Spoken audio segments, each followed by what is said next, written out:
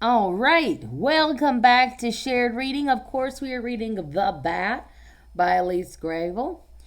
And this is our second day reading, so our teaching voice should be pretty good, even though we're reading new content. And we should have our bat voice ready.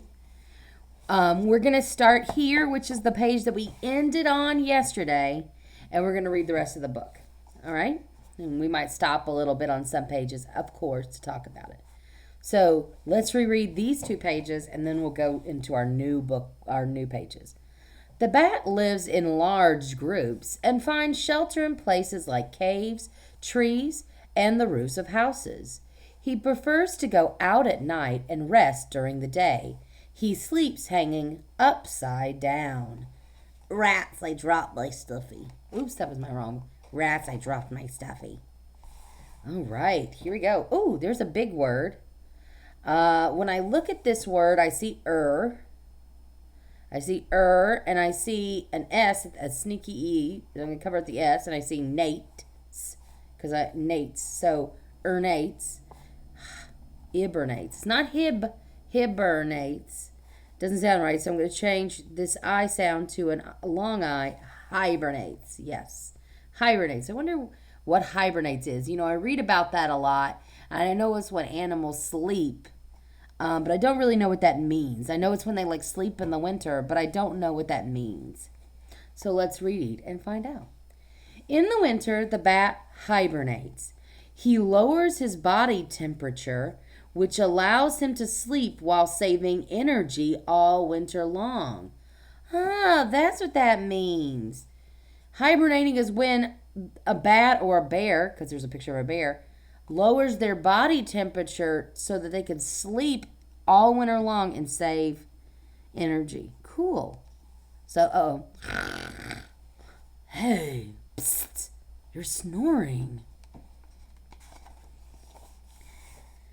Since the bat is a mammal, the female does not lay eggs. She gives birth to 1 or 2 babies.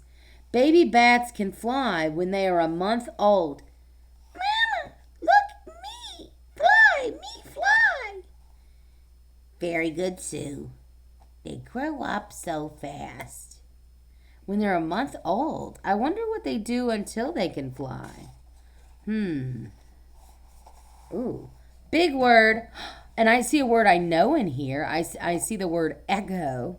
And then I'm going to cover that up. And I know this word, and I see shun. Tion is shun. Echolocation. Location. Echolocation. Haha.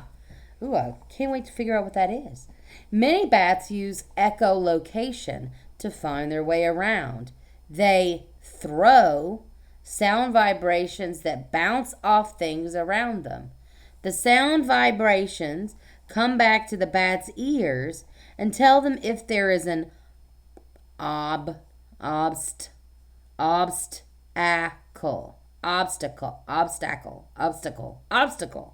So let me start reading that again.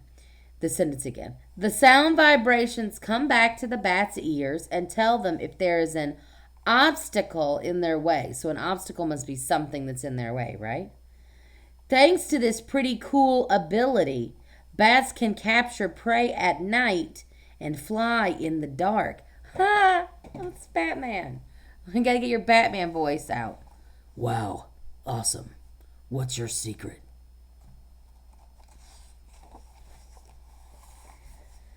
The bat is kind of scary to some people, but he isn't dangerous. However, if he's disturbed, he might bite to defend himself and could transmit diseases. It's best not to touch the bat if you come across him. I don't really want to bite you. Humans taste yucky. I prefer flies. So in other words, leave bats alone, right? It's important to know. Oh, look. The bat plays a very important role in nature.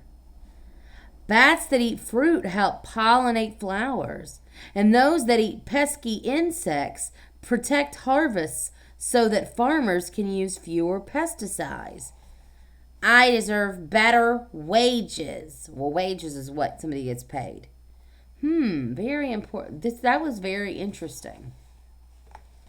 Oh, wow. Look at all that. Unfortunately, many bats are threatened by extinct. Oh, shun. That's shun. Extinction. Unfortunately, many bats are threatened by extinction. To protect them, we have to stop destroying their habitats or start creating places for them to live and hibernate undisturbed. Boom, bang, crash, pow, plop, blah, blah, blah.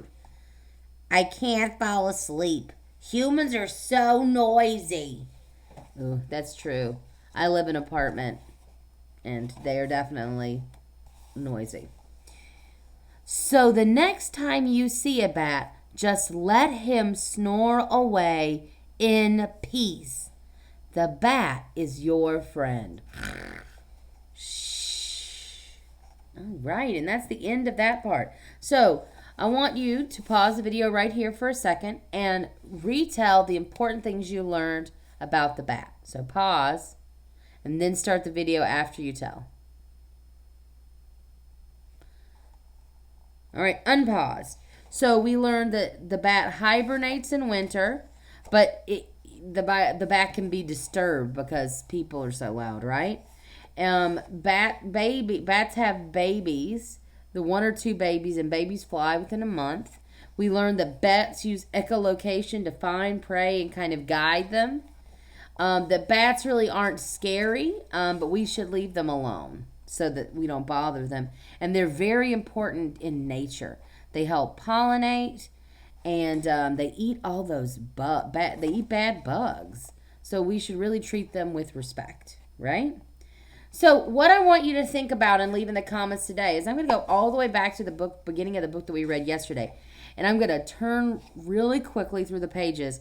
And I want you to think about, guess what? Some headings we might put in this first part. So here we go. So you just think about some headings. And in the comments, you're going to leave me a note that says, what headings could we use in this first section? What headings might we use in this first section of our book about the bat? What are the parts in this book? Oh, still trying to... All right, and here's where we're going to end. We're going to stop there. So, in the comments, let me know, what do you think are some headings that we could add to this book? All right, great job.